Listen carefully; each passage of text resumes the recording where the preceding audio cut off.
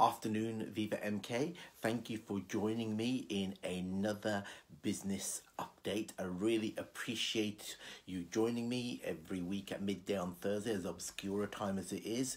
And of course, for the people that then watch it later on because you're not available at midday on a Thursday, I really appreciate all the people that watch and get a live update on our business. I've talked a lot about evolution lately, about evolution in business, about evolution in process, about evolution in almost everything we do. Now, I don't want to talk too much about this, but a year ago, of course, I had to put two of our businesses into administration, Clean Easy and Betterware. This is not a negative statement, it's just a year ago, and it's evolution because I had to do what I did then. Because the business demanded to take those actions, and as the only director of business of both businesses, that's the stance that I had to take. Not only an obligation by law, but of course in business terms. But the point isn't about that. A year goes very fast, but it's the evolution we've made since then. And of course, since opening our brand new business, the constant evolution. And one of the things I've always talked about is our ability to change, adapt, and be flexible. Even when things are going wrong, change, adapt, and be flexible. And it's one of the most rewarding things in this business that we can do that, because for many years working in corporate situations and working in huge corporations, change, adaptability and flexibility is very rarely possible. It just doesn't happen, not without approval, not without hundreds of people signing these processes off. Whereas here in our new business, where evolution is concerned, we can constantly make changes, constantly adapt, and constantly be flexible. I sent an email out yesterday explaining an update on where we were on our new systems and so on. And in that email, I said, please contact me direct if you have any questions, any burning trauma that haven't been answered by anybody. Please feel free to contact me. And many of you did. And it might take me 6 years to reply to all the messages, but I will reply to every single one. You see, in my humble opinion, that is also evolution, that people in the business can always make direct contact. That door will always be open. And I apologize that I don't always get back immediately because, of course, I do get a lot of communication, but I will reply to every single one of them, even some of the sillier questions. But that's okay. Don't let that put you off. Honestly, you can call me, contact me anytime. We're here to run this business together. Most of you that are in the business are still pioneers in the business, which means we're in this together, changing, adapting, and being flexible in the business. And now, even if we just talk about our catalogs, where we started in the business, how and how we've evolved since then. And I know it's quite a contradiction to say that evolution is going back to basics, but it did, because this little catalogue, all the catalogues do well, but this little catalogue is producing some phenomenal results. But you know what that does? It gives us the indication that this kind of product is very, very, very saleable in our business and to our customers. And that's where change, adapting, and flexibility comes in. And that's the evolution, that you can do that, take something on board and move with it. But it's not just there, because you can't just always rely on what you think the customers always want. You have to also improve what they want. In other words, you have to put an idea in their mind of what they could possibly want. And I know we've been talking a lot about eco-friendly products, and I think that is vital for business, commercial terms, but on a more less commercial sense, of course, is vital for the environment, and of course we all care about that. But eco-friendly is important in our commercial world today. And let me just share with you some of the products, just a very vague selection of products that you will see in the outdoor book, which is coming your way towards the end of April, maybe the first week of May, but about around that time, because we're having 1 or 2 production challenges. But I'll keep you updated, and then I'll send you an email next week about exact timings. Now, this is what's called, just a simple page for me, this is what's called a fair trade collection. Now, if you look at what fair trade stands for, it is as it says. It's about allowing people to make things and trade fairly upon upon good terms. So if you see that as a typical page from what some of the eco-friendly products, no, that isn't a selection of my family there. And yes, I can say that, but it just demonstrates the story behind that particular product. Now, that is recycled fabric. It's a birdhouse, and it says there a little becomes a lot, because it's what it not only does with the environment, but it's how it helps communities put these products together. And I think it's going to be an interesting niche for us to go into, to be able to have these kind of products. For me, I'm particularly excited about it, not because of the family, but certainly because I think we'll be among the first to start talking about these kind of things and really emphasizing this fair trading thing that we can do with the environment and with communities. And that's just one example of it. So, you know, it's colorful, it's bright, it's recycled, and of course, it's fairly traded, as it quite rightly says there with the logo, and that's really important. And I think, you know, yes, we have basics, and yes, they're working very well, but I think if we open doors, which we can do because we change and we adapt and we're flexible, we open doors with these kind of products, you know, what's the worst that can happen? You know, okay, so nobody buys them, that's the worst, but the best that could happen is that we create a niche for ourselves and an angle that many other people haven't gone into.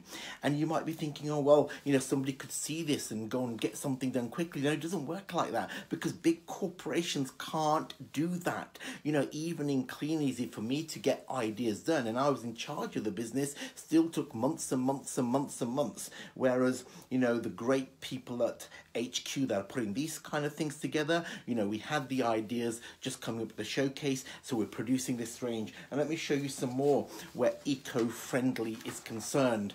Again, you know, if you have a quick look at that, that gives you an example. If you can see that, that gives you an example of the look of the page. Not only telling the story of how these products are created, but fairly traded, recycled products. And I think that's going to be really important. I don't know if you can get a proper view. Now, let me just show you this one again, just in case you didn't get a proper view, because I just realized you may not have had a proper image. And I know how Jeff Owen likes to take photographs to then publicize everywhere else. So if you have a look at that, it not only shows a product in full color, it shows a story behind it, and it's fairly traded, and it's recycled. You know, as I said, you know, yes, we have a lot of cleaning products, we have a lot of basic products, we have a lot of products that are everyday products, but I think if we can open some doors with these kind of products, like I said, what's the worst that can happen? We don't sell any at all, that's the worst. But the best that can happen is that we open a huge door for ourselves and start becoming known as a company that can be changing, that can be adapting, and that can be flexible. And I've got one more page to show you. Again, it clearly states 100% eco-friendly. And remember, you can't just go around bandying logos like that. If something says 100% eco-friendly, then it truly is great for commercial terms and great for environment terms. But if you have a look at that, really want you to look at the colourfulness of the page as opposed to what it's trying to sell. I mean, the products are important as well, you know, bright products, but that to me is the important thing there, you know, 100% recycled. And of course, these products have a story behind them in the communities that they're made, and they're fairly traded, which again is vital for that kind of niche that we're trying to build. As weeks go by, and we're not far from the release of that catalogue, I will give you more. But remember, we're putting up to about, I think, up to about 300 products in that catalogue, and some of them are going to be of that nature. Now, that's what I call evolution. You know, we only had the idea not long ago. You know, many of you distributors gave us some of those ideas. So we're going down that road, not only with those, but some of our chemicals as well. Because I think, like I said, being new, having this ability to change, being adaptable and being flexible, and of course listening to people, because you do give a lot of suggestions. I know I always joke about some of the silly suggestions, but you do give some really powerful suggestions, and the amount of people that have been talking about the environment and being eco-friendly. So look, it's a beginning. Just remember, it's a beginning, and we've got quite far to go with things like that. But I think you'll be pleasantly surprised in the colour and the imagery and my family on there, of course, and the stories behind some of what we're trying to do. So products eco-friendly, outdoor, coming your way soon. I'll send you an email at some point next week to give you the exact date, because some of you have been asking, because I've been alluding to the end of April, but I'll give you the exact date. It'll be give or take a day there or so, because these things have got to be designed, and then they're produced, and the products have to come in. It's quite a hell of a process. Of course, where systems and things are concerned, I sent you the latest update last night. I don't have a new update today, only because, as you know, we work with United States-based software companies, as I stated in the email yesterday, and so my first conversation with them isn't until 1 o'clock when they wake up New York time. So I'll probably send an update email today, hopefully making more progress. With any of these things, you always have a vision of where you want to go. Sometimes everybody else who has to work with you on that doesn't always have that same vision. Now, and that's always the case in business. So I'll give you an update on that today once I've had those conversations at 1 and 4 o'clock. But it's making progress. We are gradually getting there, whether it's products or whether it's systems, whatever it is. Every single day there is progress. In my very early career, which is a long, long time ago, I used to think no matter what you're doing, no matter what business you're in, no matter what your profession is, when you finish for the day, whenever that is, if you've made some progress somewhere, whether it's with a person or a system or the business or with sales or anything, then you've had a successful day. And I'd like to think that we honestly make progress in one area or another every single day of this business, and that's a fantastic place to be. And a lot of that's there because we have your support in everything we do. Now, I mentioned future proof. Many businesses talk about being future proof. I don't believe there's any such thing as future proof, because you can't predict what the hell is going to happen. Like, I don't want to bring politics into this, but like where we are with Brexit, no matter how many cock-ups I make, it's never going to get to the state of where we are with leaving the EU. And that's the end of politics there. My point is, nothing is future proof.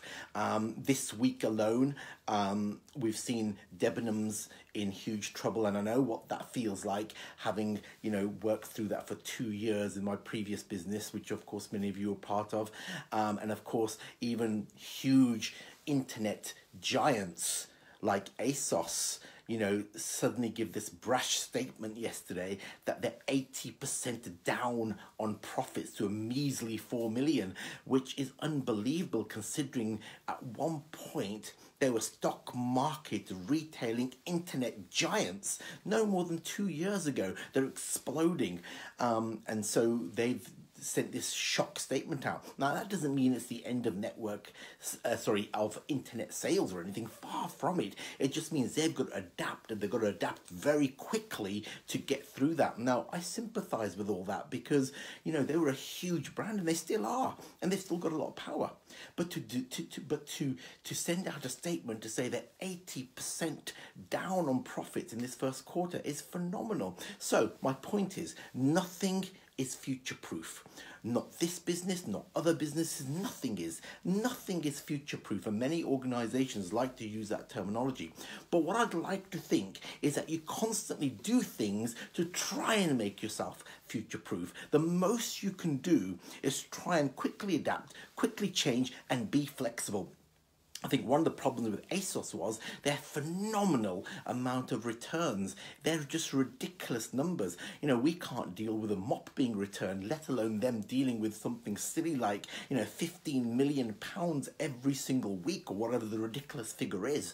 But, you know, so they've got to change and adapt, be flexible very, very quickly. And I know what pain they'll be going through. My point is, nothing is future-proof, but we will do things all the time to try and make things future-proof as possible. But just this week we've seen the high street suffer, we've seen, you know, online sales suffer, and some statements that you never expect to hear in the commercial world. So that doesn't make me feel better for the challenges we're having. I'm just pointing out that I'm not trying to alleviate the subject. All I'm trying to say is, you know, nothing is future-proof, but you could constantly do things in evolution to try and make sure you try and stay ahead of the mark and be small enough and quick enough to adapt and change wherever necessary. And that's what I'd like to think that we have the ability to do. So that's what whole dialogue was about, the fact that we can and will do that. Talking of evolution, you know, we've got our next showcase, of course, and ticket sales of that are going phenomenally well. As you know, there's a gala dinner, and of course there's a showcase 31st of August where we'll bring you the Christmas catalogue, which I hope will also be massive evolution from the first one we produced last year, which was done in less than 3 weeks. You know, we've got a lot more time and we're already working on that. So where the showcase is concerned, of course, as you know, we developed a theme of Don't Stop Me Now, which I think sounds absolutely perfect for where I am personally and where the business is. I don't feel that anything can get in the way. There will always be obstacles. There'll always be challenges. I can't imagine never having challenges or obstacles. But the point is not fretting about those, but it's to get around them, get through them, break through them, and circumnavigate around them. And that's what business is about, and you have to be able to do that. And I just felt it important to talk about that today, because that's one thing I think I've learned just in this business, how amazing it is to be in a situation where you can do that. So, talking of meetings, of course, I'm at Lynn McDonald's Millionaires this weekend in Scotland. Let me just tell you a little bit about that, because if you can be there, please be there. I'll do my usual update on the business, but then of course feel free to ask any questions before the meeting, during the meeting, and even after the meeting. I'm there to give you any answers you have, and it's fantastic when you come right up to me to actually ask those questions, and you know, I'll give you as an honest answer as I possibly can on what I know. Of course, we talked about some of the other speakers last week. Lynette is there. Lynette Taff is speaking. Now, the reason I really want to highlight Lynette is that her success has almost been entirely online. Not only where selling product is concerned, but recruiting entirely online. And phenomenal little pocket rocket. Not that I should really call her that, but she really is. She's absolutely dynamic at what she does, and it's just worth listening to face to face.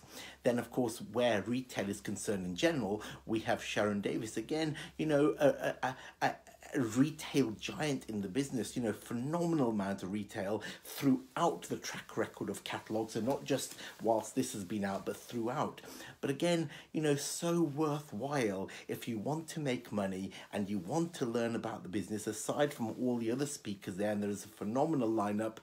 Just those two alone can show you not only how to run a profitable online business, but also how to retail maximum results using our catalogue system. So it's worth being there. And of course, feel free to ask me any questions you have at the meeting. So I'm sure Lynn will post another link to the meeting in this dialogue today if anybody wants to be there. That's on Saturday.